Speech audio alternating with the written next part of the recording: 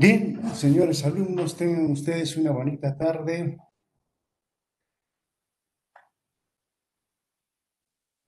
¿Aló? Es-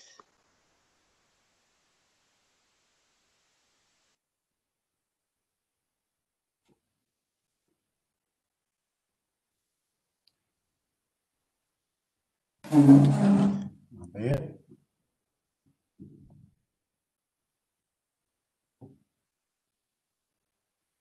ahora sí, ahora sí. Ya.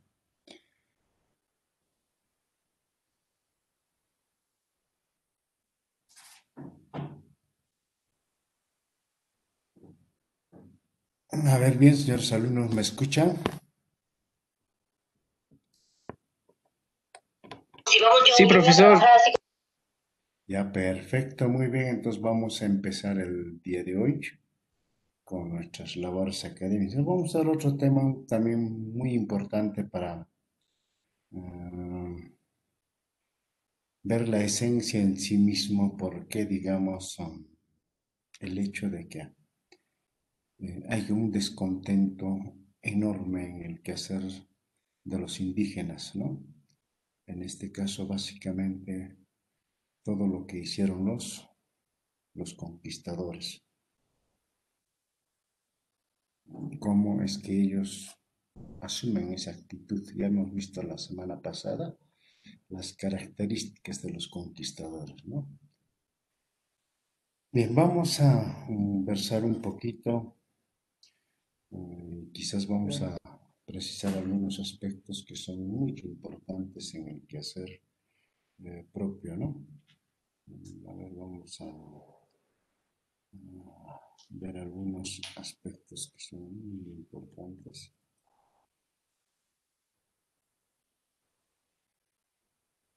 Entonces tenemos acá el significado de la conquista, ¿no? En esto vamos a volver a repetir lo que Por mencioné mis la semana. hermanos de la AFP que hoy están esperando la promulgación. Al voto. Ya ganó, ya, chicos. Ya tenemos un nuevo presidente. No lo corten, déjenlo votar. Bien, entonces vamos a ver, revisen por favor sus micros, controlen sus micros. Ya, bien, entonces tenemos, acá estamos precisando una cosa que es muy importante, el significado de la conquista. La conquista fue esencialmente una empresa económica con intereses definidos por parte de la corona como de los conquistadores. Ambos tienen sus propios intereses, ¿no? Más que todos los conquistadores, ¿no? Porque al final lo que le dan a la corona no es mucho tampoco, pero en esencia y fundamentalmente, después de todo esto, va a ser un soporte económico para la corona, ¿no? Porque España va a vivir mayormente con los aportes o con los impuestos que van a pagar los indígenas, ¿no? Entonces, eso hay que tener muy en cuenta. Por acá lo primero, lo importante es acumular, atesorar, ¿no es cierto? Entonces, ese hecho de que tengan bastante ambición a los tesoros, o sea, el oro, la plata y otros aspectos que son muy importantes. Entonces, fundamentalmente se sustenta esto, de que es una empresa económicamente con intereses bien definidos. Hemos dicho que es una empresa privada, ¿no es cierto? O sea, no está financiado por el Estado español, entonces, sino diríamos una empresa del Estado, ¿no? Si no es una empresa privada, y hemos dicho que también el Estado no ha hecho ningún tipo de aporte, ¿no? Entonces, en la capitulación de Toledo en ningún momento aparece una determinada cantidad que ley entregada a Pizarro corra, anda y conquista el Perú, ¿no? No, no hay en ninguna parte, ¿no? Solo repartijas de puestos y también la definición del pago de impuestos, pago, la forma como deben pagarse los conquistadores, etcétera, etcétera, ¿no? Esas cosas sí observamos, pero en este caso no. Entonces, por esa razón es de que se va a cometer una serie de atrocidades, una serie de aspectos que son netamente de personas que no tienen un nivel cultural, no tienen un nivel propiamente de carácter social, ¿no?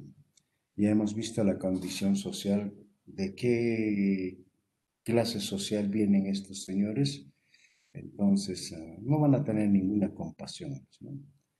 No tienen sentido humano, ¿no? Tampoco le van a poner un sentido propio de trato personal, nada, nada, nada, ¿no? Más al contrario, ¿no? Entonces al indio o al indígena lo van a considerar como cualquier objeto, ¿no? Esto ya les había dicho básicamente con el hecho de que desde que Cristóbal Colón llega a América y los encuentra pues tal conforme venía al mundo, en algunos casos ya con pluma, en algunos casos también tapadito con las plantitas, etcétera, pero en el fondo propiamente, entonces Colón se pone a pensar y dice, no, ni siquiera intentaban defenderse, más al contrario, les han dado la bienvenida um, a los españoles, ¿no? En las diferentes islas del Caribe que han visitado. ¿Y por qué reaccionaron? Y dije, ahí hubo algunas reacciones porque estos lo primero que hacían era agarrarlos a los niños, a las mujeres, etcétera, y empezar a abusarlos, maltratarlos. ¿Para qué? Para que les proporcionen ese metal tan apreciado que es el oro o la plata o cualquier otro objeto de valor, ¿no? Entonces ahí es donde recién empiezan a reaccionar los indígenas, ¿no? Entonces en muchos casos llegan a enfrentarse, ¿no? ¿Por qué? Porque ellos asumen una conducta y una actitud muy negativa, ¿no? O sea, al término mismo significa la conquista. ¿La conquista qué significa? Significa propiamente acción, acción por la fuerza. Eso es conquistar, ir por la fuerza, someter por la fuerza. Entonces, ese objetivo ellos están cumpliendo. Entonces, eso es lo que hay que tener muy en cuenta en esto, ¿no? No hay, ustedes se hayan visto seguramente en el curso anterior, han visto un aspecto. El continente americano ha sido conquistado por varios, sí, por varias coronas europeas, como por ejemplo América del Sur. Tenemos así conquistado por España y una parte por los portugueses, la zona de Brasil, América del Norte por los ingleses y básicamente todo lo que se refiere a Canadá, ¿no? Por los franceses, ¿no? Por los franceses. Entonces los franceses tienen un tipo y una forma de haber logrado y dominar a los habitantes de estos espacios que se llama Canadá. Ahora yo les digo, chicos, no se hizo uso de la violencia para dominar en Canadá. O sea, no se necesitaba. Fue otro tipo y una forma en que verdaderamente los españoles han tratado mejor dicho, los franceses han tratado de convencerlos, ¿no? De convencerlos. Entonces, en esto, básicamente, hay que tener muy en cuenta, ¿no? Muy en cuenta ¿Por qué? Porque hay veces nosotros pensamos que en todas partes se ha hecho propiamente, se ha utilizado la fuerza o la violencia. Entonces, aquí lo que vamos a tener en cuenta es de que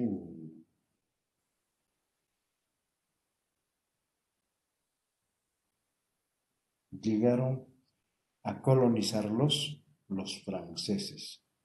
O sea, con esa estrategia de colonizar, no de conquistar, que se entienda bien, ¿no? Son dos términos diferentes, ¿no es cierto?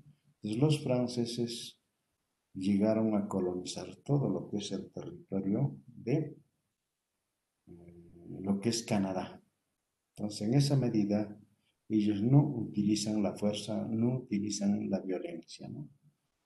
Entonces, entran poco a poco y llegan a colonizar. Entonces, esto. Entonces, hay aspectos que propiamente hay que tener en cuenta. Por eso, nosotros nos vamos a referir muchas veces a las áreas de conquista. Y seguramente que han hecho también ustedes estas áreas, ¿no? Las áreas de conquista que tenemos. Entonces, las áreas de conquista. Área de los españoles, ¿no es cierto? Área española más conocido, área portuguesa, área francesa, tenemos área inglesa y tenemos la área holandesa. Eso me olvidaba también. La área holandesa, parte de América y ha conquistado a los holandeses. A ver, ¿alguien me dice?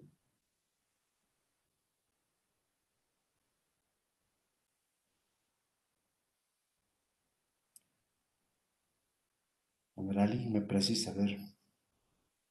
¿Qué parte llegaron a conquistar los holandeses?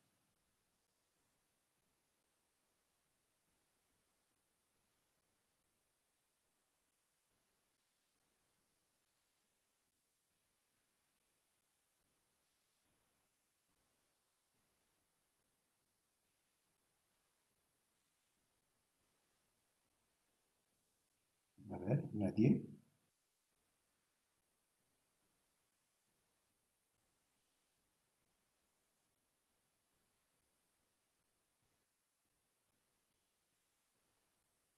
Bien, tenemos como por ejemplo las Guyanas, ¿no?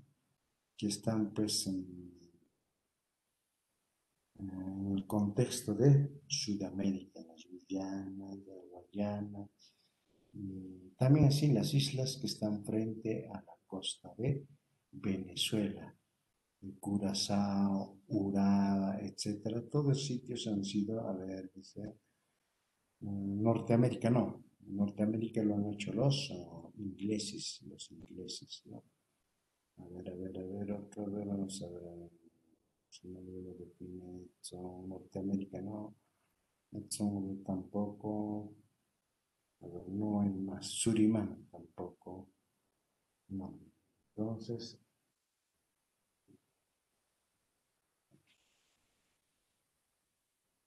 eso es lo que hay que tener muy en cuenta, ¿no?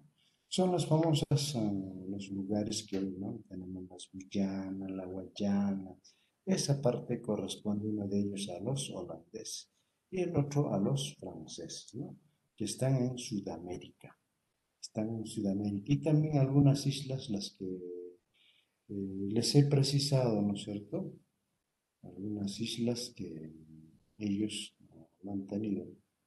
Fundamentalmente las situadas al frente de la costa de Venezuela, en este caso la isla Curazao, Aruba y algunas otras islas pequeñas, ¿no?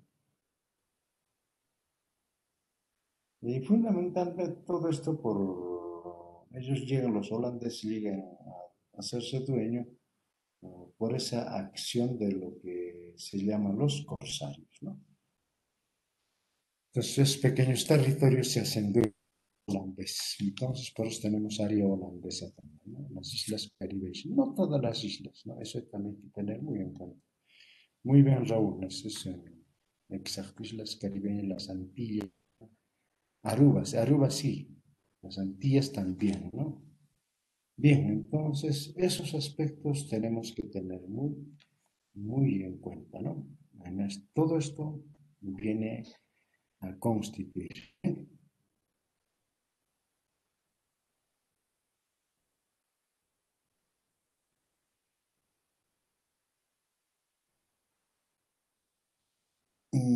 Luego tenemos que con el virrey Francisco de Toledo fue que realmente empezó la organización social y económica del virreinato, cuando estableció las famosas reducciones, ¿no? Las famosas reducciones. Y ustedes ya conocen las reducciones. ¿Qué son las reducciones, ¿no? La reglamentación del uso de los yanaconos o ciervos, la racionalización del servicio de la mita y otras medidas para el mejor aprovechamiento de la masa indígena, ¿no? Teniendo en cuenta, básicamente, teniendo en cuenta, ¿no? Teniendo en cuenta los intereses de la corona. Claro, trata de, vamos a decir, más o menos de estructurar con un sentido propio de carácter un poco social, teniendo un poco mucho mejor propiamente el accionar de la vida social y económica en la corona. Pero no es así, ¿no? Se revierte totalmente, ¿no? Racionalizar el servicio de la mitad, nunca se ha racionalizado el servicio de la mitad, ¿no? Jamás. Yo les voy a mandar una pequeña lectura, será pues de 17, 8 líneas, ¿no? ¿Cuál era, con, por ejemplo, para que ustedes lean, cuál era la actitud, en este caso, ¿no? De los caciques, ¿no? y, con los, y con los indígenas, ¿no? Y también los corregidores, ¿no es cierto? Los corregidores son los que iban a recoger a los indios para la mita. Pues en esa relación se presenta, pues hay una acción o relaciones, a pesar de que había un indio o un indígena que había terminado su servicio en la mita, sale y cuando sale no lo encuentra a su esposa, ¿no? No lo encuentra a su esposa ya muerta, solamente encuentra a sus dos vástagos, ¿no? A sus dos hijos. Entonces tenía que trabajar para mantener a sus dos hijos. En eso llegan y lo quieren volver a llevar otra vez, porque no había más indígenas, entonces le dicen, tú tienes que volver a retornar, porque si yo no te llevo a ti, a mí me matan, ¿no? Entonces el otro le dice, si a ti te van a matar, yo también voy a morir, y tú no tienes compasión de mí, que yo tengo que criar dos vástagos, ¿no es cierto?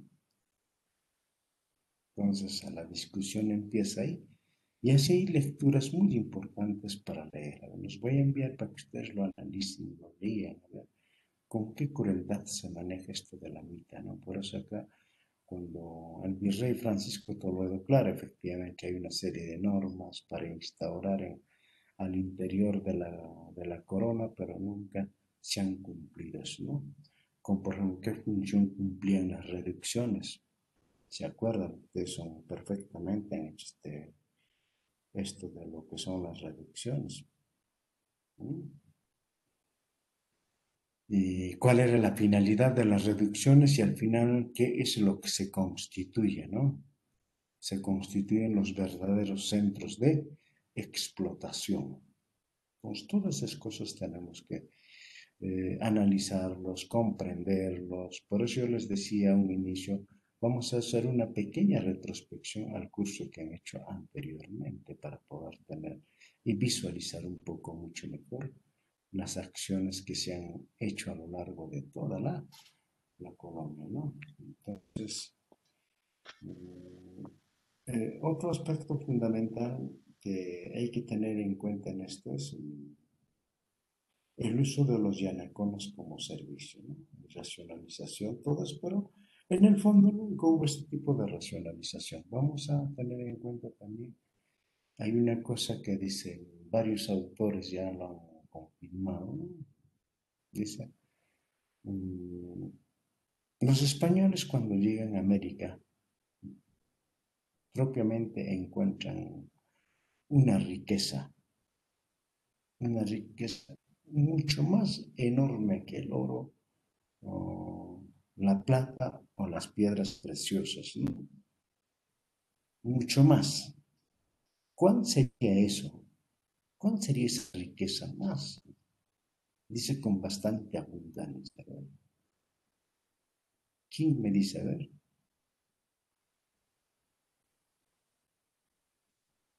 A ver, ¿quién señor precisa? De ver.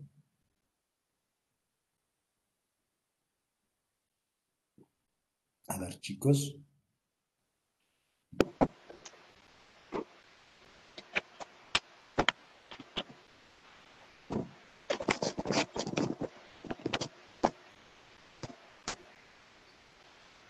Dice que los españoles, uno de ellos incluso es María Rostorowski, en conocerlo, a María Rostorowski, ¿no?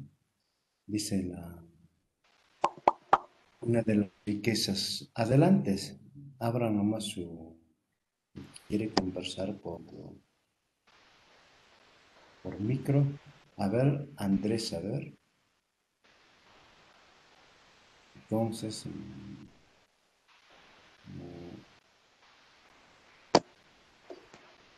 hay una riqueza enorme que encontraron en América, más que el oro, que la plata y que las piedras preciosas, ¿no?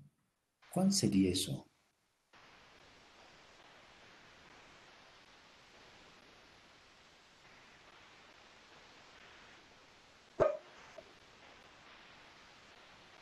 ¿Sí? Adelante, ¿alguien quiere participar? Fertilidad de la tierra, la plata, no, pero hemos dicho más que la plata, ¿no? Más que el oro, más que la plata, incluso más que las piedras preciosas, ¿no?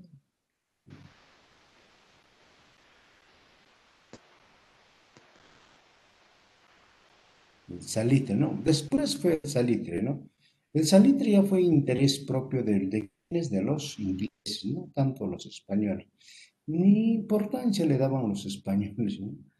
Ah, muy poco sabían su uso. Claro, lo han utilizado, sí, pero no con un interés propio que fue de los ingleses. Los ingleses hicieron que el salitre sea, pues, una materia prima muy importante, ¿no? Los ingleses lo volvieron una materia prima muy importante para poner la tierra. ¿Por qué? Porque tú sabes, no sabemos que en Europa la tierra está pues saturada, ¿no?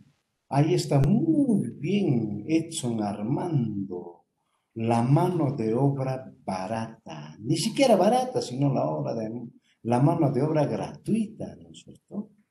Entonces ahí tenemos las reducciones, las famosas reducciones, las famosas encomiendas, ¿no es cierto? ¿Sí o no? Claro, muy bien, Leonela, muy bien, Edson. Nunca se olviden, ¿no? Dice, la riqueza que encontraron más que el oro, más que la plata o las piedras preciosas, fue la mano de obra. Porque si no hubiera habido la mano de obra, ¿ustedes creen que hubieran podido sacar el oro, la plata, si no había siquiera maquinarias? No, no había tecnología sofisticada, nada. Todo era en base a la fuerza física del ser humano. Por eso ustedes tienen que darse cuenta, chicos, por qué tanta humillación a los indígenas, ¿no es cierto? ¿Sí o no? Entonces, eso hay que tener muy claro. Por eso estoy diciendo, uno de los autores es María Rostorowski, ¿no? Que bien lo conocen ustedes. Ella dice, pues, ¿no? Afirma de que efectivamente lo más valioso que encontré, aparte del oro, la plata, pero es la mano de obra. Esa mano de obra tan valiosa y todavía gratis. Cuando iban a hacer la mitad, les pagaban, no les pagaban. Les daban a lo mucho para su alimentación, pero no les pagaban para poder alimentar a la familia, absolutamente nada. Y a veces salían endeudados, les creaban las deudas y se quedaban, pues, ¿no? Dicen por perpetuidad en la mina, o sea, salían solamente muertos, ¿no? Y después que eran botados, pues por ahí, ni siquiera los enterraban, los botaban para las aves carroñeras, ¿no? Bien, entonces ese aspecto. Sigamos, chicos, ya. La hora nos va a ganar. Sigamos, ¿no? Entonces tenemos otro aspecto. La primera gran diferencia social, además de la racial, tuvo sustento religioso. Es decir, ¿no? El por qué, digamos, los españoles nos empezaban a odiar a los indígenas por el hecho de que no eran cristianos. Y a los que no son cristianos, ¿qué se les decía aquel entonces? Se les denominaba los famosos herejes, ¿no? Herejes, o sea, animales, tratarlos como torpes, tratarlos como miserables, etcétera. Por eso partió esto que nosotros nos estamos apreciando. La primera gran diferencia, o sea, además de la racial, tuvo sustento religioso. Entonces ahí le estoy diciendo de que ahí vino este famoso sustento religioso. Acá en el gráfico que estamos viendo, cuando Colón llega, se encuentra con los indígenas, ¿no? Pero acá ya por lo menos los encuentra con plumas. Entonces hay algunos gráficos donde ustedes le salen al encuentro personas tal conforme venía al mundo, ¿no? Que el mismo Colón también lo narra en su diario, ¿no? En su diario de viaje. Entonces, en esto, por los fundamentos de la conversión que hacían la división de cristianos y gentiles, ¿no?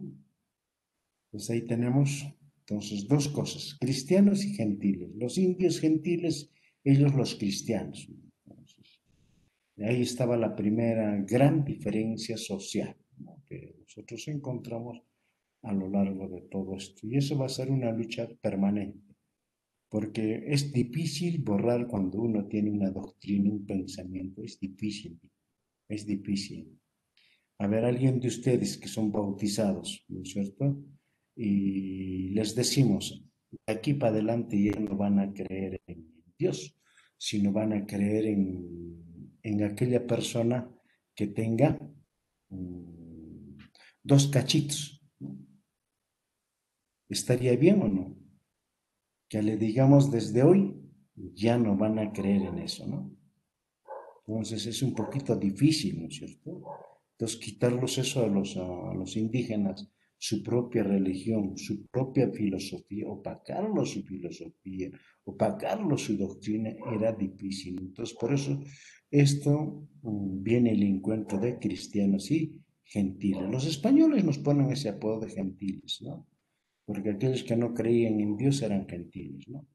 Que vivían en las cavernas, que vivían en la oscuridad. Así más o menos nos hacen creer a nosotros, ¿no? A pesar de que nosotros teníamos nuestra propia filosofía, teníamos nuestra propia religión, pero ellos no. O sea, para ellos eso prácticamente no es correcto, ¿no? Pues en esa forma. Ya posteriormente la sociedad fue dividida en República de Indios y Españoles, que más o menos esto ya fue hasta la década del 70 del siglo pasado, ¿no? Del siglo pasado. Hace poco nomás ha dejado de existir esto que se llama la República de Indios y Españoles, ¿no? más o menos Juan Velasco Alvarado toma la decisión de que nunca más se utilice la palabra indio, ¿no? Y lo reemplaza por campesinos. Si ustedes ven con, por ejemplo, libros de la década del 70, van a encontrar 24 de junio, que se celebra el Día del Indio, y también era Día de San Juan.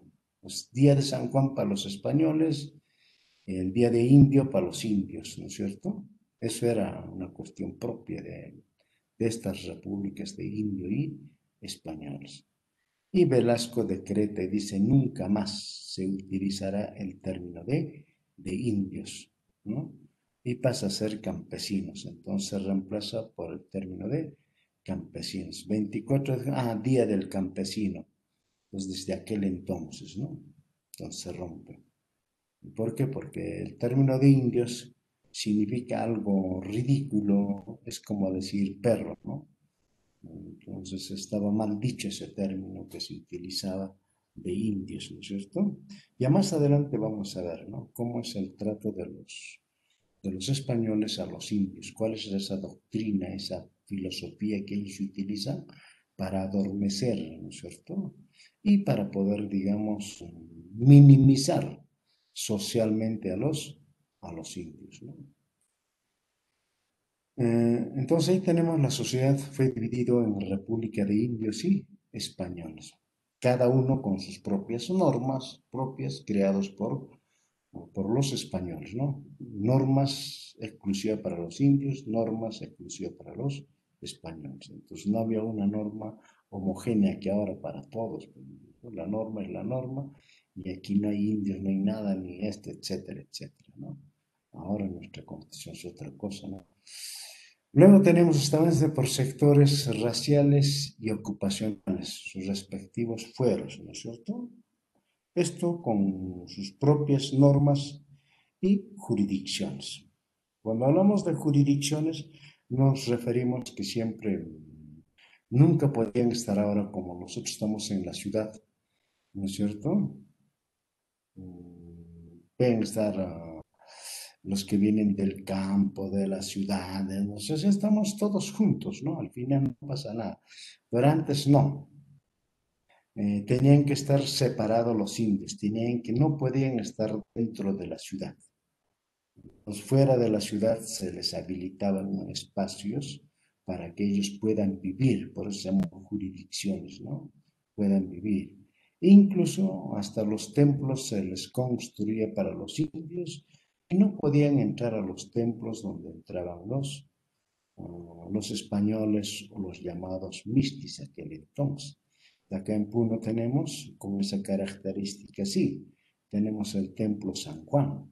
El Templo San Juan fue creado eminentemente un templo para los indios, para que ahí los indios puedan ir a escuchar misa, etcétera, ¿no?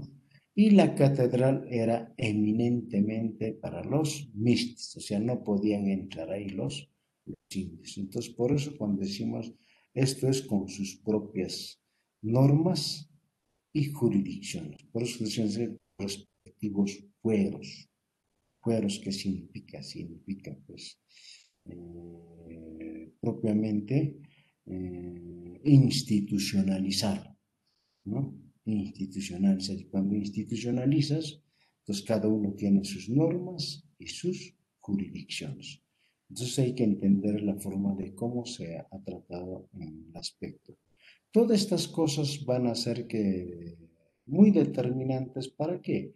Para que fundamentalmente los indígenas permanentemente estén en movimiento, permanentemente tengan que levantarse, ¿no? Porque cada vez mucho más era así. Adelante, a ver, ¿alguien? Dani, que quiere hablar. Entonces ese es el aspecto. Pues ya no rápido ya. ¿Mm?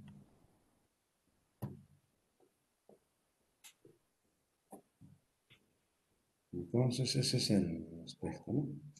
Ahora tenemos en el orden externo, la conquista del Perú contribuye en gran manera al desarrollo del capitalismo mundial. Entonces ustedes dirán, ¿y por qué no fue? Si tanta riqueza que llevaron a España, ¿por qué España no fue? A sus inicios sí fue, ¿no es cierto? Uno de los países más connotados, o sea, estaba considerado como que ahora se considera es a Estados Unidos una potencia cuando llegan a conquistar grandes espacios geográficos, etcétera, etcétera, pero poco a poco van perdiendo, ¿no? Espacio, tanto Portugal como España. Y van sobreponiéndose las otras monarquías. En este caso, la que se va poniendo es Francia y sobre todo los ingleses. Entonces, en el orden externo, la conquista del Perú contribuyó en gran manera el desarrollo del capitalismo mundial. No directamente, sino indirectamente. Pues, ¿quién debería ser el país capitalista a nivel de Europa? Debía ser España, pero España no fue nada, se quedó solamente con su economía mercantil, ¿no?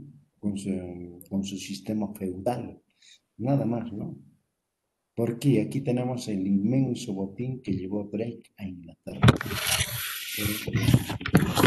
Todos aquellos que eran remitidos a España, Drake en el camino los quitaba, ¿no? Entonces puede ser considerado como el origen del capitalismo inglés, sí, efectivamente. Porque la reina Isabel, ¿qué hizo?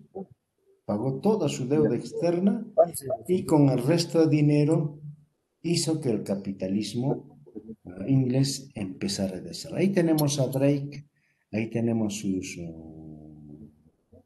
su embarcación en la figura, hay que conocerlo a Drake. Drake está considerado como el ladrón más grande del mundo hasta el día de hoy, insuperable. Solo lo podemos superar, dice, si es que robamos todos los bancos de Estados Unidos, ¿no? Pues, si robamos todos los bancos de Estados Unidos, podríamos superarlo a Francis Drake, que está considerado como el ladrón más grande. Y un ladrón, como ustedes ven, entra a la historia, ¿no? Cualquier ladrón no entra a la historia, no está en los libros, ¿no es cierto? Este ladrón sí está en los libros. Entonces, incluso le han hecho un monumento a Francis Drake, ¿no? ¿A qué ladrón le hacen un monumento? A ver, imposible, ¿no es cierto, chicos? ¿Sí o no? Este es el más. ¿Qué? Porque es uno de los corsarios que ha sido fiel a la corona inglesa. Entonces, todo este trabajo lo ha hecho con la finalidad de que propiamente los ingleses puedan salir de su crisis económica y lo han superado. Por eso acá se pagaron toda su deuda externa y parte de ello utilizaron el desarrollo o para fortalecer, desarrollar el capitalismo inglés. Entonces, gracias a la enorme cantidad de oro y plata que fue a parar a Inglaterra, desarrolló el capitalismo. ¿No? Más adelante también vamos a ver cuando hagamos la situación de España, ¿no? Hagamos la situación de España, cuando las famosas reformas borbónicas, todo eso también vamos a hablar un poquito de este gran amigo que se llama Francis Drake, ¿no? Que ha sido uno de los corsarios muy importante que ha tenido monumento y ha sido considerado como el capitán de siempre capitán de los mares, ¿no? Como lo han nombrado como capitán de la marina de los ingleses, ¿no? Bien, entonces sigamos avanzando un poco más. Ahí tenemos. Luego, el descubrimiento y explotación de las colonias se convirtió en gran parte integrante del sistema mercantilismo y el Perú fue incorporado en la periferia de los imperios ultramarinos. O sea, cuando los pequeños residuos propiamente de España, o sea, cuando todas las mercaderías las traen acá, ¿sí? Y las venden acá en las colonias, Y realmente y todo se convierte en un sistema de carácter mercantilismo. O sea, no había un desarrollo del capitalismo. Por eso es que los ingleses sí o sí querían ingresar a este mercado que se llama la colonia española, pero no encontraban forma. ¿Por qué no encontraban forma? Porque propiamente era un comercio exclusivamente de España, ¿no es cierto? Todos sabemos, ¿no es cierto? Ya posteriormente ya vamos a ver cómo se rompe todo eso, ¿no? Cómo se rompe y cómo los ingleses llegan a estas colonias, ¿no? Vamos a ver más adelante también. Pero esto sí hay que tener en cuenta descubrimiento y explotación de las cuales convierte en gran parte del sistema mercantilista y el Perú fue incorporado en la periferia de los imperios ultramarinos. O sea, había fortuna, se podía vender y si no se vendía, ¿cómo es que a fuerza los hacían comprar a los indígenas, ¿no es cierto? ¿Sí o no? A la fuerza, les daban y bueno, ya después pago, a pesar de que para ellos no les servía absolutamente nada, para les obligaban a comprar, como por ejemplo un espejo, un peine, ¿no? Así otros productos más, que ellos nunca las utilizaban eso, pero sí les obligaban, ¿no? Pues en el orden interno, el aspecto más significativo de la producción fue la explotación minera, pero tuvieron enorme significación en la economía. Los obrajes, el comercio, el monopolio comercial, tuvo gran significado en la vida social y económica de la época, ¿no? Entonces también hay que tener muy en cuenta, ¿no? Entonces tenemos la mitad minera, la mitad obrajera, el comercio y el monopolio comercial. Vamos a también ver un poquito los obrajes, ¿no? O la mitad obrajera. Si nosotros leemos el libro de Fray Bartolomé de las Casas, nos dice que el obraje fue la mitad más cruel que la minera. Fue la más cruel. Ahí cuentan con, por ejemplo, que empezaban a trabajar desde que aparece el sol hasta que desaparece el sol, ¿no? O sea, durante todo el día y bajo el látigo de los que controlaban el obraje, ¿no? Y mayormente estaban sectorizados, ustedes saben, y llegó a destruir, por eso es lo primero que llegó a destruir los obrajes Tupac Amaru, porque era, dice, el más sanguinario, donde realmente la gente, pues, muchos perdían la vida, ¿no? En los obrajes, por el hecho de que, por dos cosas. Uno, la poca alimentación, el castigo, que eran dos cosas en uno, y el otro era la presencia de los parásitos, llamados el piojo y la pulga, que a diario los consumían a los pobres indios que ni siquiera tenían tiempo para sacarse el piojo y la pulga, ¿no? Y que se los devoraba, pues, ¿no? Y con ello hacían que a diario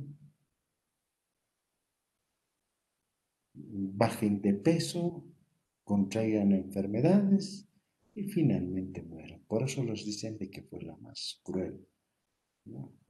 Devorado por los parásitos, el piojo, el chinche y la pulga, que fue en gran abundancia en aquel entonces, ¿no? Enorme abundancia. Más o menos podríamos comparar con los egipcios, ¿no? Que ellos sí compartieron bastante con el piojo también, ¿no? Entonces, eso, bueno, hay que tener muy en cuenta esto. El comercio, ya sabemos, ¿no? El monopolio comercial y el significado de la vida social y económica de la época, ¿no?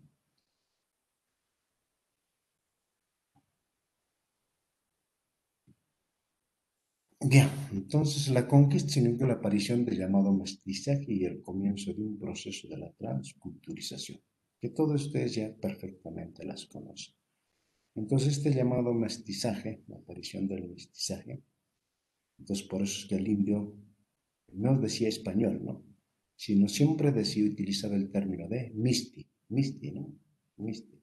Es un término que hoy ya no se utiliza, ¿no? Ya no se utiliza desde que Velasco, de que ya no hay más indios en el Perú, solo se van a llamar campesinos. No hay más mistis en el Perú, también dijo en aquel entonces, y desapareció desde aquel entonces, porque antes siempre misti, ¿no? O sea, veía uno blanconcito, ¿no? Bigotitos, este es misti, misti. Entonces, a eso.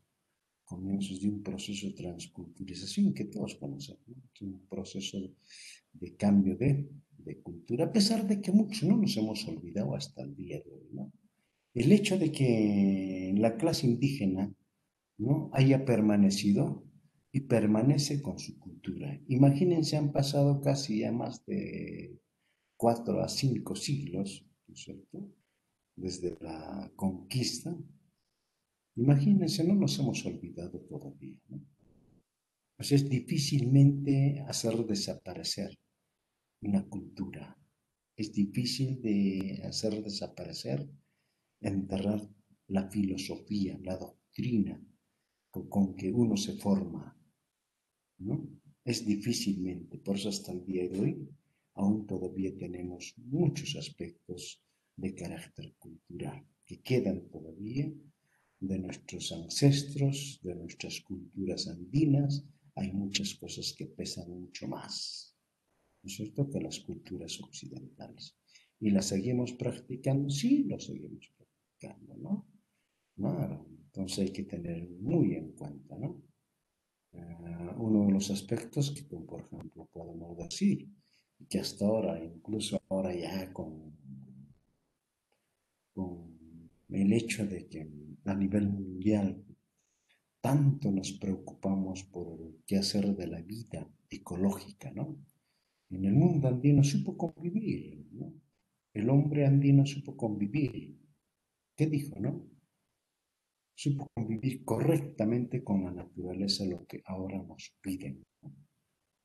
Entonces, son cosas que nosotros vamos pensando y diciendo de que cómo si antes nuestros antepasados convivían mucho mejor con la naturaleza, ahora que recién en este mundo nos digan que hay que convivir con la naturaleza correctamente, ¿no es cierto? Entonces, como por ejemplo, ellos decían, tú me das de comer, yo te doy de comer. Tú me das de beber, yo te doy de beber. Esa era la relación de reciprocidad entre el hombre y la naturaleza. Hasta el día a día, hasta el día de hoy queda eso, ¿no es cierto?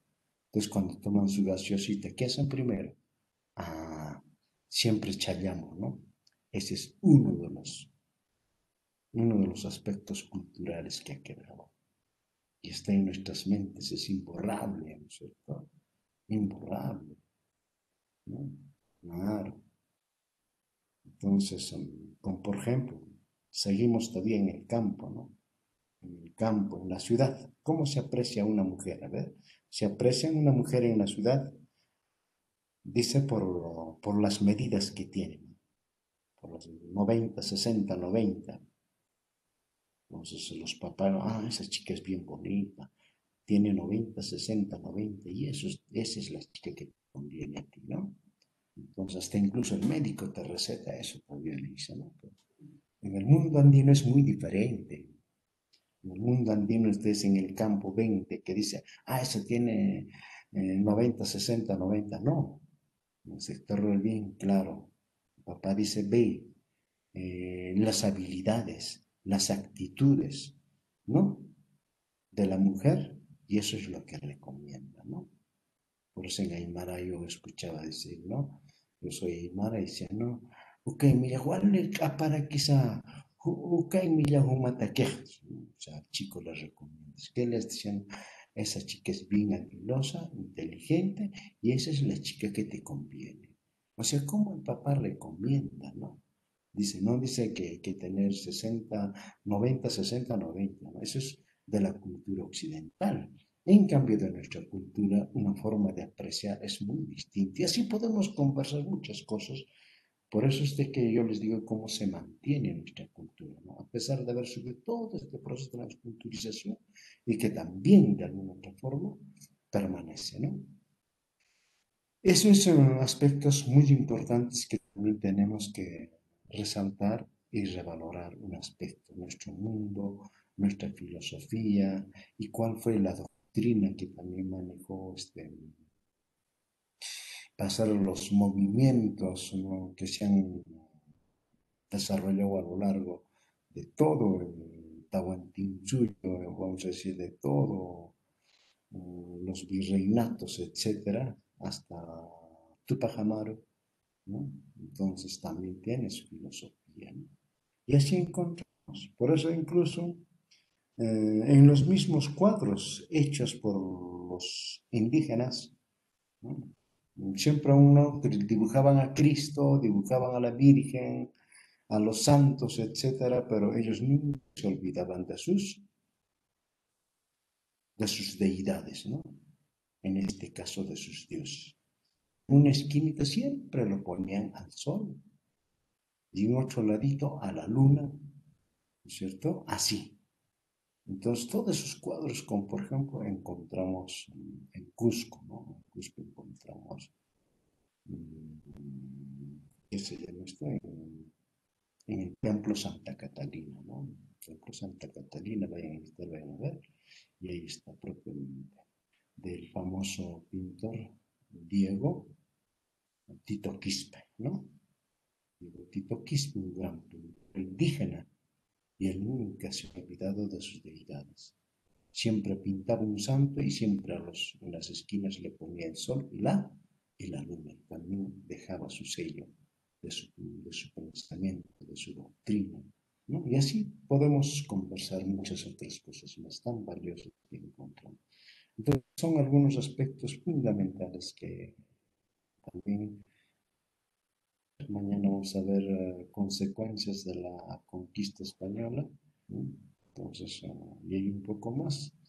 Y ya después vamos a encaminar mucho mejor todos los aspectos. Bien, chicos, esto ha sido todo por hoy. Será hasta el día de mañana. ¿Alguna pregunta, chicos? ¿Alguna inquietud?